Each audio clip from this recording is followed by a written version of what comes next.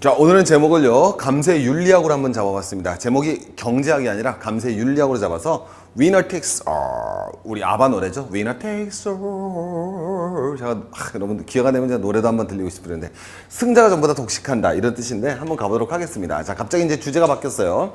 대표 없이 납세였다라는 유명한 문구가 있습니다. 자, 이게 어디에? 그럼요. 이건 여러분보다 바로 보스턴 티 항구의 사건이죠. 그래서 이 당시 미국이 바로 독립전쟁의 도화선이 되었다. 우리 세계사 시간에 어렸을 때 다 배웠죠. 그죠? 뭐 보스턴 티에다가 막 불을 질리고 난리 폈다 그러는데 이유는 간단했던 거죠. 왜? 미국 부르주아들 입장에서 세금을 매기는데 그 세금을 영국 의회에서 다 매겨버리는 거 아닙니까? 이 당시에 우리 조세 법정주의, 우리도 지금도 마찬가지인데 세금의 항목과 세율은 어디에서 결정한다? 그럼요, 의회에서 결정하는 거죠. 우리 지금 이명박 대통령 각하께서 물론 존경하지만은 그분께서 여러분 뭐 한다? 소주 세율 못 올리거든요. 예, 의회에서 올려야 되는 겁니다. 대통령이 결정할 수 있는 게 아니에요. 대통령이 할 수 있는 건 명령밖에 없잖아요. 그죠? 법률로서 결정해야 된다는 게 조세 법정주의. 즉 세금에 들어가는 항목과 세율은 기본적으로 의회에서 결정해야 되는데 이 당시는 의회가 존재하는데 미국이 영국 식민지니까 영국 의회에서 모든 걸 결정하는 거예요. 그러니까 미국 부르주아들이 너무 화가 나는 거죠. 왜? 우리는 대표를 보내지도 못했는데 왜 니네들 마음대로 세금을 결정하는 거니? 딱 나오는 거죠. 물론 세금이라는 것은 기본적으로는 대가가 없는 거죠. 냈어요. 세금 많이 냈다고 어떤 혜택이 있는 거? 그건 아닌 거죠. 세금이라는 건 일방성인 거예요.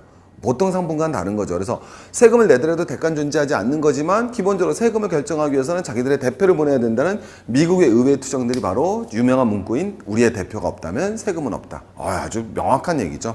자, 그리고 여러분 뭐가 돼야 되겠습니까? 240년이 흘렀습니다. 자, 여러분 뉴욕타임즈에 나오는 아주 재밌는 만화인데요. 자, 지금 뭐예요? 이게 코끼리거든요. 코끼리는 뭘 상징합니까? 네, 미국의 공화당을 상징하는 거죠. 민주당 상징은 당락입니다. 그래서 공화당을 상징하는 코끼리인데 이 코끼리를 티파티가 이끌고 가는 겁니다. 티파티라는 아주 어린아이로 그린 게 아주 이 유머러스하죠. 그 다음에 이 그림 재밌는 게 요 밑에 낭떠러지잖아요. 그래서 낭떠러지로 요 티파티 꼬마가 자전거를 타고서 거대한 코끼리를 끌어가고 있습니다. 근데 이제 더 재밌는 거는 이 코끼리는 뭘 끌고 가고 있습니까? 미국을 끌고 가고 있죠. 이 미국은 어딜 끌고 가 있어요? 세계를 끌고 가 있죠. 근데 여러분 뭐예요? 고삐가 메었다 이렇게 표현할 수 있겠죠. 그래서 자, 자전거를 모는 티파티 같은 어린아이들에 의해서 세계가 고삐를 물려서 끌려가고 있다. 이런 표현을 쓰는 거죠. 우리 요번에 지금 경제 위기 터져서 제가 오늘 지금 여러분 찍고 있는 날이 9월 오늘이 날짜가 9월 오늘이 오늘 5일. 오해하지 말고 조작하는 거 아니에요. 오해하지 마시고 오늘 주가가 81% 떨어진 날입니다. 근데 오늘도 81% 떨어졌지만 지금 주가가 막 계속 떨어져갖고 여러분 너무 힘드시고 고통스럽잖아요. 근데 그 계기가 만들어졌던 사태가 바로 이 티파티의 깽판이라고 볼 수 있는 거죠. 그래서 티파티 친구들이 얘기했던 것이 조건을 걸었던 거는 얘네들이 이제 월졸 찾아오는 게 미국 부르주아에서 찾아오는 거예요. 그래서 왜 니네들 마음대로 세금을 거두느냐? 우린 세금 못 내겠다라는 거죠. 그래서 세금 못 내겠다. 한마디로 해서 얘네들의 요구는 뭐다? 증세를 반대한다. 딱 나오는 거죠. 증세 반대가 얘들의 기본적인 목적입니다. 티파티라는 것은. 우리 조세 법정주의죠. 야! 왜 니네 마음대로 세금 걷어라는. 자, 우리는 미국 독립전쟁 혁명의 이념을 밝혀서 딱 나오는 겁니다. 근데 물어보고 싶은 거예요. 너네 대표 있잖아요, 얘는. 대표 공화당이 대표하지 않습니까?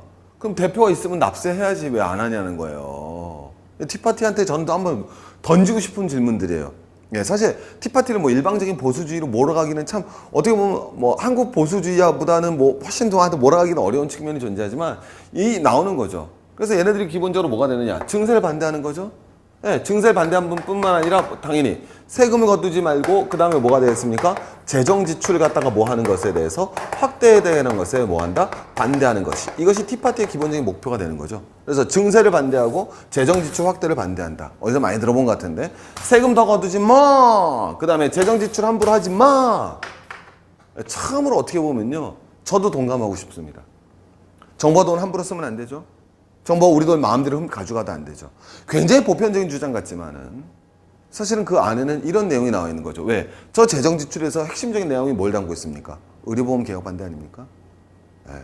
메디케어 시스템 확대시켜 나가고 의료보험 시스템 확대시켜 나가서 반대하는 거죠.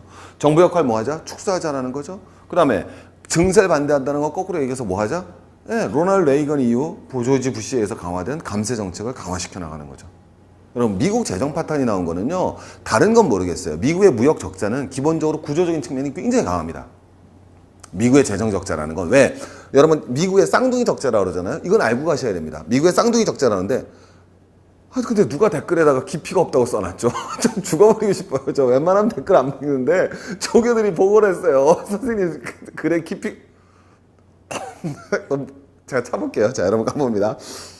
그럼 쓰지 마세요. 괴로워요. 자, 여러분 가보겠습니다. 안 보시면 되잖아요.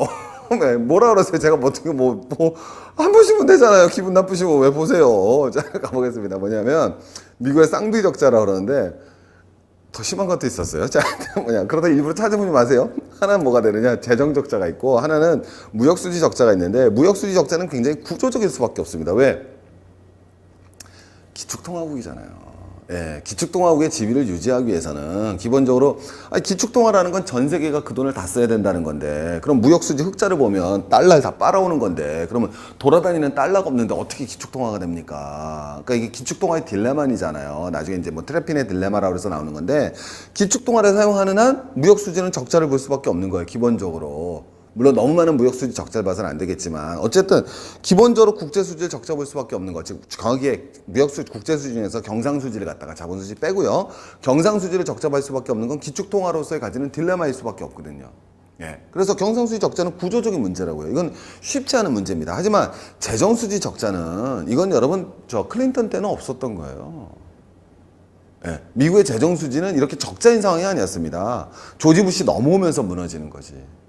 그때 나왔던 게 우리 감세 정책과 거꾸로 제가 말씀드린 건 이거 우리 누구든지 알겠지만 오늘은 그걸 한번 봐보자는 거죠. 증세를 반대한다. 증세 반대하는데 하면서 뭐가 나오겠습니까? 결국 증세를 반대하고 재정을 가치를 확대를 하지 말자라는 것은 왜? 앞으로 뭐가 우려된다는 거예요. 우리 재정이 뭐될 우려가 있다? 재정이 파탄될 우려가 존재하지 않습니까?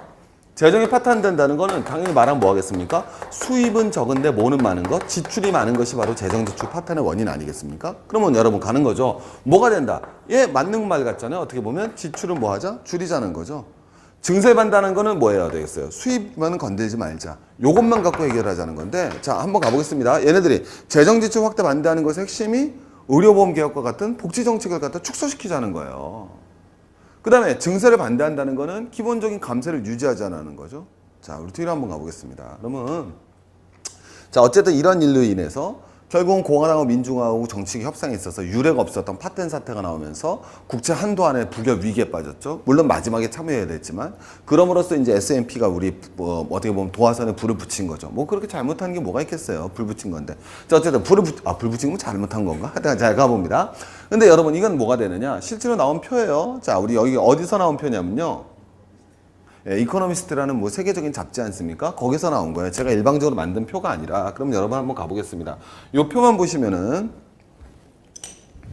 자, 그냥 닦아놓고 가자라는 거예요. 요번에 주가 폭락이 어쨌든 불을 땡긴 건 S&P가 한 것 같지만 그건 진짜로 이렇게 뭐 계기, 모멘트를 만들었을 뿐이지 가장 큰 원리는 뭐였습니까? 미국 국채가 등급을 낮춘 거죠. S&P가 한 짓이 뭐냐는 거예요. 미국 채권 등급을 낮춘 거예요. 부도날 우려가 있다고 바라보는 거죠. 미국 채권 누가 발행하는 겁니까? 미국 정부죠. 한마디로 여기서 S&P가 이전까지 모든 사람들이 달러를 기축통화로 쓰고 있다는 자체는 미국은 부도가 안 난다는 것과 동의 아니겠습니까? 근데 처음으로 미국도 부도날 우려가 있다라고 말하는 것이 S&P예요. 그럼 왜 S&P는 미국의 부도 우려가 있다고 말했겠습니까? 그래요. 미국의 정부의 재정이 문제가 있다라는 거죠. 정부 재정이 악화됐다라는 거예요. 그 단적으로 보여주는 게 이게 뭐가 되느냐? 이 100%가 미국의 GDP입니다.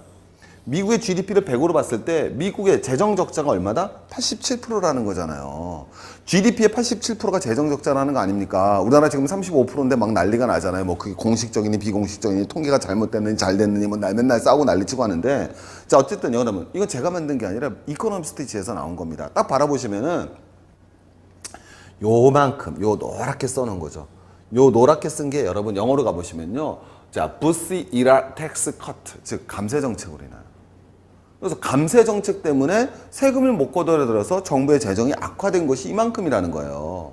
보면 이게 전체 여러분 거의 뭐 한 3분의 1 이상을 차지하는 거 아니겠습니까? 자, 그 다음에 요 두 번째가 뭐냐면 여기 나와 있겠지만 War in Iraq and Afghanistan 전쟁에서 돈 쏟아본 겁니다. 여러분 이거예요. 나머지는 뭔 것 같습니까? 요건 뭐라고 되어 있냐면은 이코노믹 다운타운 경기 침체로 인해서 세금을 못 거둔 겁니다. 그 다음에 요만큼이 뭐가 문제냐면 요게 리커버리 즉 경제가 침체돼서 회복시키려고 쓴 돈이에요. 그리고 이게 나머지 원인들입니다. 예. 여러분 이게 미국이에요. 미국이 지금 뭐 부도 위기다라고 말하는데 부도 위기의 원인은 뭐냐면 복지 정책이 아니었던 거예요. 말하면 뭐 하겠습니까, 여러분? 미국 뭐 스웨덴 같은 복지 국가도 아니고 메디케어 한다고 여러분 돈 얼마나 들어갔겠습니까? 미국의 재정 적자의 원인은 여기 딱 나와 있죠. 네. 이것까지 치더라도, 이거 빼더라도, 이거 경기 침체 때문에 발생한 거라 어쩔 수 없는 거 아니겠습니까, 이거야? 그죠? 이거 경기 회복하려고 쏜 돈 엄청 풀었다. 우리 맨날 미국이 경기 회복하려고 돈 엄청 풀었다, 엄청 풀었다, 엄청 풀었다 하지 않습니까? 이라크하고 뭐예요? 이란에서 쓴 전비만큼도 안 되는 겁니다, 여러분. 그리고 이 감세 정책한 건 이로 말할 수가 없는 거고. 제가 말씀드린 거는 미국의 재정적 파탄의 원인들. S&P에 대해서 미국의 국채에 대해서 의심을 하게 된 이유는 바로 미국의 재정이 파탄난 것이고 그 파탄의 원인은 그냥 여기 나와 있습니다. 네. 전쟁과 감세 정책으로 인해서 미국의 재정이 파탄난 거예요. 이게 오늘 미국의 현실인 겁니다. 그래서 요새 최근 나오는 한번 흐름을 보십시오. 미국과 세계 경제를 진단하는 책의 가장 중요한 책의 흐름이 트렌드가 뭐예요? 경제를 경제 자체로 볼 수 없다라는 게 최근의 트렌드 아니에요. 다 정치와 연결시키는 거죠. 뭐 미국이 파산하는 날부터 최근 나오고 있는 미국의 저자들이랑 중국의 저자들의 모든 공통된 특징들을 보자는 거죠. 10년 전의 흐름과 한번 봐보자는 거예요. 10년 전에는 정말 경제를 경제의 고유의 영역에서 보고자 하는 노력들이 많았죠. 뭐 신자유주의자들이 좀 그랬는지 안 그랬는지 모르겠습니다만 지금 흐름은 그렇지 않죠. 경제와 정치의 총체적 관점에 대해서 짚지 않은 책들은 나가지가 않죠. 로버트 라이시도 그렇고요. 오케이? 전부 다 또 똑같습니다. 미국 책은 히트치고 제대로 경제를 설명할 수 있는 책은. 왜? 이게 미국의 상황이라 그런 거예요. 자, 그런데 사실 이런 위기에서 어떻게 보면은 이게 아직까지도 미국과 같은 저는 그렇게 생각하거든요. 뭐냐면 언젠가 뭐 아시아가 유럽의 패권을 뺏어올 수 있겠지만 뭐 되게 쉽지는 않을 거라고 생각하는 것들이 미국엔 여전히 뭐 우리 다 하는 얘기지만 이런 흐름들이 존재를 하는 거죠. 네, 나에게 세금을 더 물려라. 그래서 나는 과세 가능 소득의 17.4%를 내는데 우리 사무실 직원들은 33에서 41%의 세금을 낸다. 굉장히 뭐 아주 혁명적인 얘기를 하는 거죠. 그 다음에 더 재밌는 얘기. 60년간 투자를 해왔지만 올해도 사셨어요. 세금 무서워서 투자 못하는 우리는 거꾸로죠. 60년 동안 땅 투기를 해봤지만 그죠? 네, 세금 무서워서 땅 못 사는 사람 못 봤다. 이거랑 동의어 같은데 어쨌든 이게 뉴욕타임즈 기고문에서 우리 빌 게이츠랑 손잡고 나와서 우리 증세를 갖다 하자라고 얘기를 하지 않습니까? 근데 전 그렇게 생각하는 거예요. 왜? 이 사람들만 흐름이 아니라 우리 나오지만 이분은 뭐냐면 우리 로레알 화장품 있잖아요. 거기 로레알 만드신 분의 이 상속녀입니다. 근데 똑같은 말을 하는 거죠. 그리고 독일도 뭐 부자 증세자 나오는데 이런 얘기들이 왜냐 나오는 거죠. 그죠? 예전에 부자들이 그런 얘기를 하지 않다가 최근에 이제 흐름들이 나오는 거죠. 그전엔 기부의 문제가 나왔었는데 증세 스스로 하자는 얘기가 나온다는 거예요. 그거는 부자들이 뭘 느끼고 있다는 거예요. 여러분 우리 아주 유명한 마르크스가 뭐라고 그랬습니까? 국가는 지배계급의 도구란 표현을 하지 않았습니까? 그럼 거꾸로 지배계급과 국가의 운명은 같이 한다는 얘기죠. 예를 들어 막시적 관점에서 보면 저는 그렇게 생각을 해요. 예, 이 부자들의 관점에서도 더 이상 이 상태로서는 자기의 부가 의미가 없어지는 방법 간단한 거 아니겠어요? 부자들이 제일 싫어하는 게 뭔데요? 리스크 아니에요? 제일 싫어하는 거 아니겠습니까? 제가 말씀드리잖아요. 부자들은 결코 확률이 6대4, 7대3이라도 전 재산을 배팅하지 않습니다. 내가 이길 확률이 7이고 질 확률이 3이라도 전 재산을 절대 배팅하지 않죠. 우리 완전 거꾸로인데. 우리는 3대7만 해도 다 해. 우리는 3, 7이면 다 가 그냥. 뭐 복권 다 사잖아. 그건 여러분 그것도 안 되잖아요. 기대값이 5밖에 안 되니까. 근데 다 사는데 부자들은 하지 않거든요. 거꾸로 뭐라고 생각하는 거냐. 전 그렇게 받아들일 수 있다고 생각해요. 여기서 우리가 증세를 해서 재정의 건전성을 이루어지지 못하면 우리가 갖고 있는 미국의 채권은 다 휴지조각이 될지도 모르고 우리의 부는 날아갈 수도 있다라는 어떤 사회적인 위기감들이 이 부자들을 이렇게 몰고 가는 거죠. 물론 이 부자들이 나쁘다고 말씀드리는 게 아닙니다. 굉장히 어떻게 보면 훌륭한 거 아니에요, 여러분?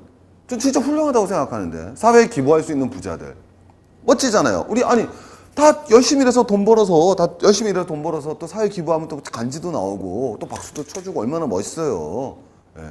버핏이 뭐라 그럽니까? 나는 우리 미국에서 더 이상 나와 같은 사람이 나올 수 없는 사회가 될까 봐 무섭다. 멋지잖아요.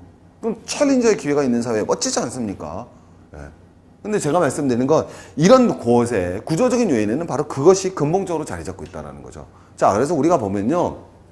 우리나라도 사실 고소득층 소득세율이 낮은 편은 아닙니다. 우리도 38.5%거든요. 소득세율 자체는 문제가 큰 게 없어요. 얼마든지 아직 더 거둘 수 있는 여유가 있지만 우리는 기본적으로 재산세가 문제다. 제가 늘 말씀드리지만 재산세가 너무 낮기 때문에 문제가 발생하는 거고 그럼에도 불구하고 아직까지도 이제 뭐 정신 못 차리고 있는 나라가 있죠. 제가 봤을 때 이 귀염둥이 아저씨 여러분 이거 이민 가고 싶으세요? 우리 베를루스코니 유명한 친구 아니겠습니까, 여러분? 개인적으로 멋진 삶을 산 것 같아요. 뭐 나쁜 짓도 많이 하고 뭐 하여튼 뭐 여타 등등 뭐 부러운 일도 많이 했어요. 자, 뭐가 부러운지 잘 모르겠어요. 오해하지 마십시오. 자, 근데 이 친구가 뭐라 그러냐? 고소득층 연대세 폐지하고 부가세로 해결하는 거죠. 멋지지 않습니까, 여러분? 에? 넘버원 아니야, 넘버원. 부가세? 간단한 거야. 우리 뭐 하자? 감세하지 마. 얘 뭐 하지 마. 감세. 왜 감세하냐는 거예요. 증세하자는 거죠. 재정 위기를 돌파하기 위해서는. 티파티 꾸짖는 거예요. 증세하는데 부가세로 증세하자 이거죠. 멋지지 않습니까? 수입해오고 싶어요. 휘발유에다 세금 더 매기고 조리퐁나면 세금 더 매기자는 거죠. 텐텐 더 붙이자는 겁니다. 그래서 고소득세 연대세 폐지하고 소득세 없애고 그다음에 소비세로 해결하자는 건데, 그래서 베를루스코니가 정말 놀라운 얘기를 하죠. 대단한 카카예요. 대단한 카카. 저는 진짜 우리의 증세하는 다른 유럽 국가가 절대적으로 일치 않다. 똑같다는 거죠. 놀라운 일입니다. 다른 유럽 국가들은 기절할 노릇이겠지만 어쨌든 이탈리아 그래서 아직 이게 그냥 이태리가 여러분 원래 피그즈 할 때 피그즈에서 아이가 원래는 아일랜드였어요. 근데 지금 갑자기 이태리로 바뀌었지 않습니까? 이태리도 마찬가지죠. 예, 그들의 정부의 정책이라는 것이 사회적으로 얼마나 큰 문제를 갖고 올 수 있는가 이런 걸 갖다 전형적으로 잘 보여주는 거라고 생각을 합니다. 그래서 이제 기본적으로 우리가 이제 잘 이 세금 문제를 다루면서 우리가 자꾸 까먹는 일들이 있어요. 왜냐면요, 여러분, 세금은 두 가지 목적을 가지고 이루는 거죠. 세금을 우리 왜 걷습니까? 자, 그럼요. 하나는 국가를 유지하기 위한 비용이 아니겠습니까? 두 번째는요, 세금은 당연히 빈부격차를 완화시키기 위한 두 가지 이유가 있는 거예요. 맞지 않습니까? 조세정이라는 거는 국가를 유지하기 위한 최소한의 비용을 거두고, 두 번째는 빈부격차를 갖다 유지하기 위한 비용을 거두자. 그게 세금입니다. 네. 우리 세금 가끔 할당할 때 있죠. 뭐 저도 많이 가끔 만나서 식사를 하는데 뭐 국가 무슨 위원회, 예? 혹은 뭐 이런 뭐 해서 뭐 교수분들 오셔서 꼭 호텔에서 만나자 그래요. 점심부터 저녁까지 다 호텔에서 드십니다. 아름다운 삶을 사시는 거죠. 비싼 호텔에서. 예. 당연히 그 돈은 세금이죠. 제가 내는 세금이거든요. 막 속으로 막 확 벌어납니다. 하지만 그 앞에서 잘 보여야 되기 때문에 비굴한 미소를 지으면서, 자, 어쨌든 뭐가 되느냐. 중요한 건 이거에 동의하지 못할 사람은 없다라는 거죠. 아니, 국가를 유지하기 위한 세금의 비용은 당연히 최소화돼야 되죠. 이거에 대해서 부정할 사람이 존재하는 누가 있습니까? 하지만 이건 그렇지 않다라는 거죠. 그래서 제가 말씀드리는 건 우리 세금의 저행이라는 거는 결국은 기회평등과 결과평등을 만들어줘야 되는 거거든요. 근데 결과평등은 뭐 또 이게 얘기하면 또 우리가 제가 또 왕재산 가입단이다가 또 잡힐까봐 말은 못하겠고, 기회평등이라는 측면에서조차도 기회평등을 해결하기 위한 가장 대표적인 세금이 뭐겠습니까? 상속세 아닙니까? 우리 플라톤만 가봅시다. 고대 그리스 철학자 플라톤은 부인 공유제를 주장을 했습니다. 왜 부인을 공유해야 될까요? 오케이? 연정훈과 부인 공유하고 싶은 놀라운 생각이 들었죠. 정신 좀 바짝 차리세요. 그런 것이 아니라 부인을 공유해야지만 낳은 애가 누군지, 아버지가 누군지 모른다는 거죠. 그래야 상속을 해줄 수가 없다라는 겁니다. 멋지지 않아요? 부인을 공유할 때만이 자식이 누군지 모르기 때문에. 근데 모든 계급에게 하라는 것이 아니라 그 사회 엘리트고 사회 지도층이라면 부인을 공유해야 된다, 법적으로. 왜? 그래서 자기 자식이 몰라야 된다라는 거예요. 그래서 상속의 동기를 상실해 버릴 것 아니냐. 그래서 이 사람이 무엇이 아니라 사리가 아니라 공리만을 추구할 수 있는 것, 그게 지도자가 아니겠느냐. 이게 여러분 2400년, 2500년 전에 살았던 플라톤이 했던 말 아니겠습니까? 그럼 최소한 우리가 보장해줘야 될 것은 기회평등은 보장을 해줘야죠. 결과의 평등까지는 바라지도 않더라도. 네. 뭐 결과의 평등이 다 이루어지는 게 좋으냐? 저도 그렇게 생각하지는 않습니다만, 그렇다고 결과가 다 불평등한 게 좋은 건 아니죠. 네. 복지국가, 대한민국 복지국가를 지향하지 않습니까? 복지국가는 결과의 평등을 지향하는 국가입니다. 보장해주면 그게 우리 사회주의 공산주의겠지만, 우리가 사회주의 공산주의를 지금 얘기하는 게 아니잖아요. 하지만 그걸 떠나서라도 기회의 평등은 보장을 해줘야죠. 그렇지 않습니까, 여러분? 그 기회의 평등에 가깝게 해주는 게 바로 상속세 아니겠습니까? 근데 우리나라 상속세 법적으로는 50%입니다. 대단히 높죠. 잘 돼 있어요. 하지만 안 내는 사람이 너무 많잖아요. 힘 있는 사람들이 특히. 네. 요새 현대자동차에 추월당한 모회사부터. 현대자동차도 그렇구나. 이거 다 그래요. 자, 어쨌든 제가 말씀드린 건 뭐냐면 기회평등이라도 존재하게 만들어야 되는 것이 바로 조세정책의 목표이고, 그런 조세정책의 목표를 갖다 이루기 위해서는 막연한 감세가 아니라, 그렇다고 무절제한 증세가 아니라 적정한 증세와 그 다음에 적정한 재정 지출을 이뤄내는 것. 무조건적인 여러분 감세정책과 이런 것들은 올바른 방향이 아니라는 거 우리 다시 한번 말씀드리면서 오늘 강의 말씀드리겠습니다. 화이팅!